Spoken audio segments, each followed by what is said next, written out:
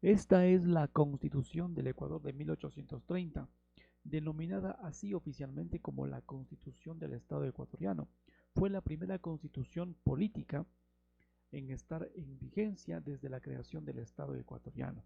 Como país independiente, fue redactada por el primer Congreso Constituyente en la ciudad de Riobamba.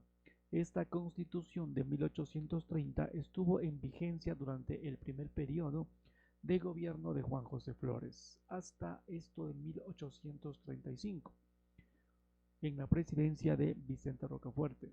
Luego de la disolución de la República de Colombia, denominada también como la Gran Colombia, que estuvo en vigencia desde 1830 y 1831, el gobierno provisional del antiguo Departamento del Sur convocó al primer Congreso Constituyente conformado por 21 representantes de los departamentos que conformaban el naciente Estado.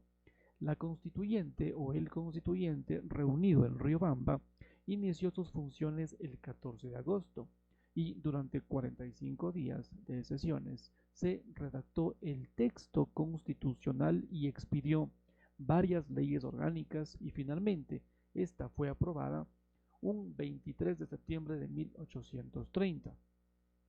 Los antecedentes, luego de las batallas que sostuvieron a las fuerzas independentistas contra las tropas leales a los tres distritos colombianos, junto con el Distrito del Norte, Venezuela, y el Distrito del Centro, Nueva Granada. La Gran Colombia estaba regida por un ordenamiento jurídico que se centraba en la Constitución de Cúcuta, expedida el 30 de agosto de 1821.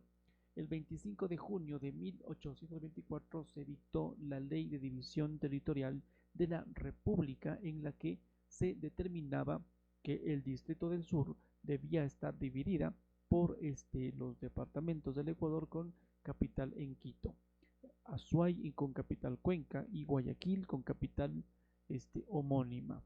Durante la existencia de la Gran Colombia había un manifiesto rechazo a las políticas centralistas del gobierno gran colombiano por parte de varios sectores del país que bogaban por un modelo federal.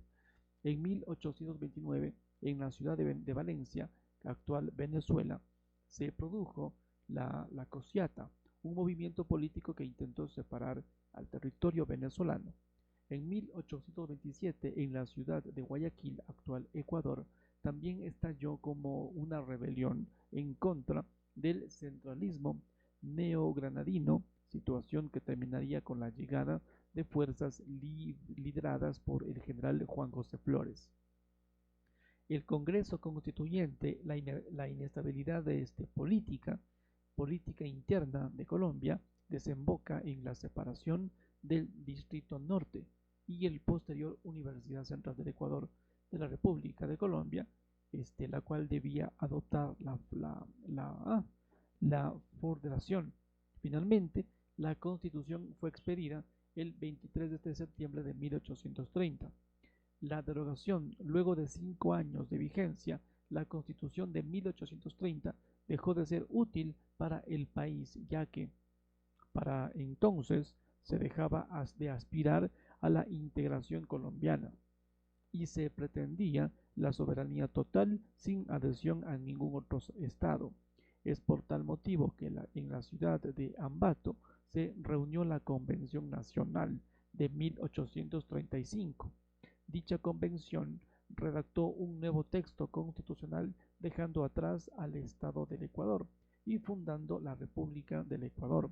La convención también elegiría al guayaquileño Vicente Rocafuerte como presidente de la República y al riobambeño Juan Bernardo León y Ceballos como un vicepresidente de la República.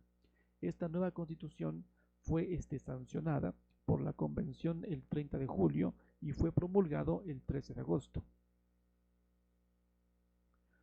La composición de la Constitución en 1830 estaba compuesta de un preámbulo a manera de introducción y de su cuerpo principal compuesto por 75 artículos, de los cuales 73 se encontraban divididos en los 9 títulos, 2 serían artículos, disposiciones transitorias y una disposición final. Del Estado del Ecuador, el primer título de la Constitución estaba comprendido por los artículos 1 y 13 o al 13 en 3 secciones y definiría los elementos constitutivos del recién creado Estado ecuatoriano. Se definía el territorio conformado por los departamentos del Guayas, Azuay y Quito. Dejaba abierta la posibilidad de fusionarse con Nueva Granada y con Venezuela, nuevamente para formar la República de Colombia, denominada como la Nación, decretando representantes a un Congreso internacional que conforme a un gobierno común entre los denominados Estados de Colombia. De hecho, incluso preveía que si alguna disposición constitucional de este texto contravenía algún pacto gran colombiano, quedaba derogado. Se estableció además la división político-administrativa en 3 departamentos. El gobierno se estableció como popular, representativo, alternativo y responsable. Finalmente, se fijaba a la religión católica, apostólica y romana como la única permitida y oficial, así como también era deber del Estado el defenderla. La nacionalidad ecuatoriana era adquirida mediante Uis Soli y Uis Sangurinis en territorio ecuatoriano o gran colombiano, o por haber prestado servicios militares en aquel momento, o mediante el Uis Domicili y Uis Optandi. Sin embargo, para gozar de estos derechos civiles y políticos, las personas debían cumplir con los parámetros de ser casados o mayores de 21 años. Debían poseer un bien raíz, tener un valor libre de 300 pesos o ejercer alguna profesión o industria útil y no tener relación de dependencia con otra persona como sirviente doméstico o jornalero, y debían saber leer y escribir. Vea, de estas elecciones, el segundo título de la Constitución de 1830 está comprendido por los artículos desde el 14 hasta el 20. Este título se dividiría en 2 secciones en los que establecía las asambleas parroquiales y las asambleas electorales. Las asambleas parroquiales duraban 4 años y eran presididas por un juez de la parroquia, asistido por el cura de la parroquia y 3 vecinos más honrados. Estas asambleas votan por los electores, los cuales deben ser sufragantes parroquiales, mayor de 25 años de edad, ser de una de las parroquias del cantón y tener renta anual de mayor a 20 pesos, proveniente de bienes raíces o de alguna profesión.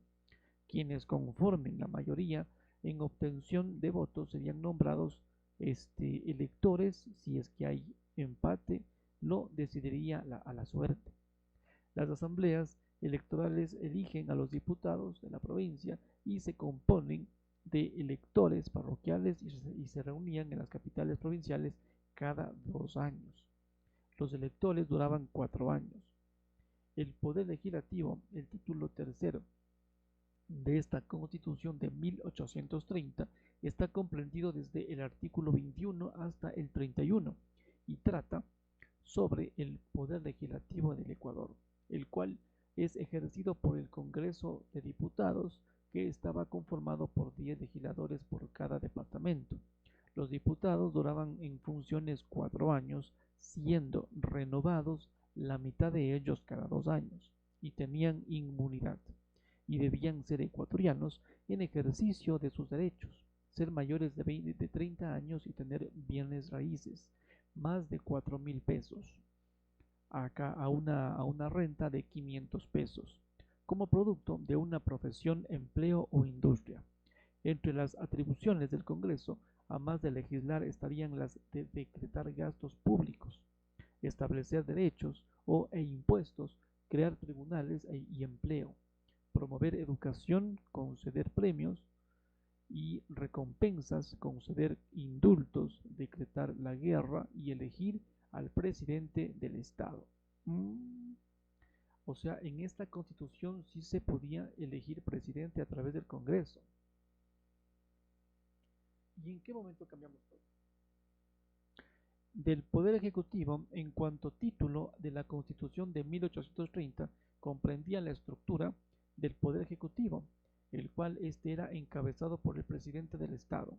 La línea de sucesión presidencial, en caso de no poder continuar por muerte, dimisión o inhabilidad, comprendía al vicepresidente del Estado en primer lugar y al presidente del Congreso de Diputados. El presidente era electo por el Congreso. Interesante. Y duraba en el cargo durante 4 años, sin reelección hasta después de 2 periodos. Este título también establecía al Ministerio de Estado y al Consejo del Estado. El Ministerio del Estado, que era dirigido por el ministro secretario, se dividía en la sección de el gobierno interior y exterior y la de Hacienda, estableciéndose para casos de negocios de material bélico al jefe de Estado Mayor General. El Consejo de Estado estaba integrado por el vicepresidente del Estado, el ministro secretario, el jefe de Estado Mayor General, un ministro de alta corte de justicia, un representante de la Iglesia y 3 ciudadanos con reputación. Difícil, o quizás. Del Poder Judicial, el quinto título de la Constitución de 1830 estaba sobre la conformación del Poder Judicial. La justicia estaba organizada por 3 niveles de órganos jurisdiccionales coincidentes con las 3 instancias en las que se podían sustanciar los procesos judiciales. Con respecto a los niveles de órganos jurisdiccionales, en el nivel más básico se encontraban los juzgados de primera instancia, luego las cortes de apelación ubicadas en las capitales de cada departamento, y por último se encontraba a la Alta Corte de Justicia como máximo tribunal de justicia y de tercera instancia. De la Fuerza Armada, el sexto título de la Constitución de 1830 estaba comprendido únicamente en 2 artículos, 51 y 52, y dirigía a las Fuerzas Armadas a la defensa de la independencia, refuerzo de la ley y mantenimiento del orden, siendo los militares sujetos de cortes marciales, y no así la milicia inactiva que se sometía a la justicia ordinaria. La milicia no podía ser utilizada para asuntos del interior o solamente iban a campañas de manifiesto peligro de guerra. De administración interior, en la capital del estado existió una contaduría general que revise las cuentas de las contadurías departamentales. En las capitales provinciales existían los consejos municipales, quienes en conjunto con el prefecto y con aprobación del Congreso definirían las políticas por cada departamento. De los derechos civiles y garantías, a partir del artículo 57 hasta el 68 de la Constitución de aquel entonces, se listaba el catálogo de derechos del que gozaban los ciudadanos ecuatorianos. Entre los derechos estipulados en el octavo título de la Constitución estaban que magistrados, jueces y empleados solamente podían ser destituidos vía sentencia judicial. Se garantizaba el respeto a la jurisdicción y competencia por el que se sometían los ciudadanos.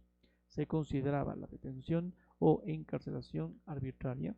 Se prohibía la exigencia de declaración contra familiares o contra sí mismo. La pena fue determinada como personal, sin efecto en otros. Se abolió la confiscación de bienes, salvo en ciertos casos protegía el derecho de propiedad, se garantizaba la libertad de expresión y de prensa, y se establecía el derecho de ciudadanos o grupos de ciudadanos a reclamar a las autoridades sin esta palabra abrogarse del nombre del pueblo. También nombraría a los miembros del clero como representantes o tutores de los indígenas. Ahí estaba. Se nombraba a miembros del clero como representantes o tutores de los indígenas. de la observancia y reforma de la Constitución, el noveno título de la Constitución de aquel entonces estaba comprendido desde el artículo 69 hasta el 73, en los que se trataba la observancia y reforma al texto constitucional. Se estableció que todo funcionario preste juramento a la Constitución, siendo el juramento de presidente y vicepresidente ante el Congreso y, en su defecto, ante el Consejo de Estado. Los demás funcionarios juraban ante el gobierno. Las reformas a uno o varios artículos se podían proponer pasados los 3 años. La propuesta era puesta a votos y debía conseguir el voto de ambas terceras partes de los diputados presentes, estableciéndose 3 debates. Luego se sometía a nueva votación para decidir si es que las reformas eran justas y si es que se obtenía nuevamente 2/3 partes de votos favorables. Se entendía aprobada la reforma y enviada al gobierno para que ésta la promulgara. Al considerarse el Ecuador como uno de los estados de Colombia, los diputados constituyentes esperaban el eventual restablecimiento de la República de Colombia, Gran Colombia, por lo que se estipuló que todo artículo que contravenga estas disposiciones de la Unión quedarían derogados o sujetos de reforma urgente, mientras que no se propongan a la Constitución se conservaban leyes civiles que colaboraran con el cumplimiento de la Constitución. Interesante.